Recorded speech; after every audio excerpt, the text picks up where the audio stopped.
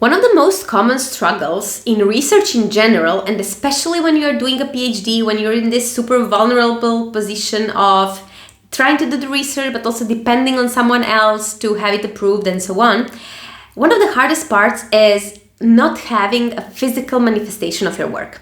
I think that the thing that frustrated me most during my PhD, and I see it when I coach other PhD students, is this feeling that you are working a lot, you're working hard, you are really, really putting your best efforts into it, but you're still not having anything to show for it. Like no real results, no real something tangible that you can say, okay, this is what I did. You know, I always comparing to baking a cake. Like if it's the first time you are baking a cake, it might end up being completely unedible, but you still have a cake. Like you can see it, you can feel it, you can taste it if you want. And with research, that is not the case, no matter how hard you work. So that of course brings to frustration, it can bring to procrastination, it can bring to many different things, and I've seen it a lot while working with my clients.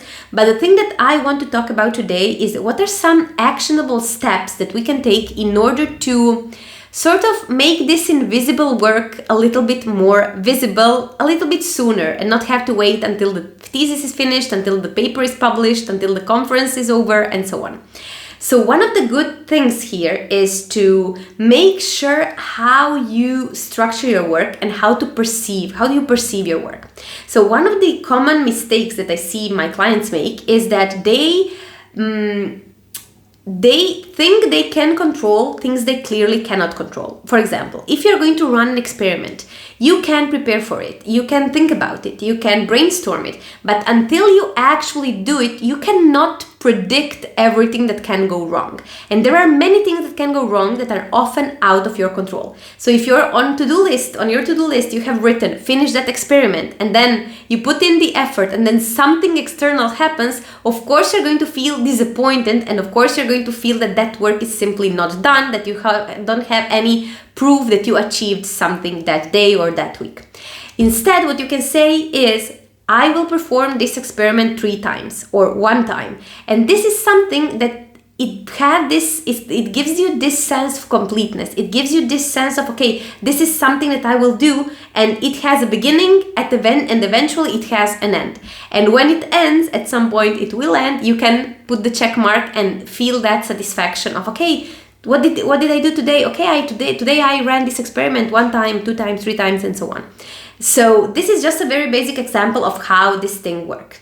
The other thing is to bring structure to your work. And that means that instead of having your work all over the place, try to do the conscious effort of putting your work together and seeing what you actually did throughout the week, the month, the year, and so on. Because oftentimes in research, since projects take so long, like several years to complete, we often forget the things that we already did. So it is a very good thing to remind ourselves what is the thing that we actually did, and then make sense of the things that we have. Having said that, this is exactly what I help PhD students do. I help them navigate the research process and make sense of the research they already have, the research they have to do, brainstorm it, and make sure that it fits a narrative, a coherent research story that they can then write up in their thesis, in their papers, present at conferences, or eventually finish, submit, and defend. So if this is you right now, if you feel that you are completely lost in your research, if you don't see what is the work that you are even doing, if you don't see the purpose of it all, if you don't see how it will eventually fit together into a thesis or into something coherent, I want to invite you to schedule a complete free intro coaching call with me. I will leave a link down below in the description where you can schedule it, and in that call we can discuss exactly where you're at, what are the next steps that you can take, whether you're on your own or with my support and with my help, and how you can put all of those things together and make sure that you can finally write your thesis, finish, and submit. So thank you so much for watching this video, and I hope you found it useful, and as always, see you in the next few days with another video. Bye bye.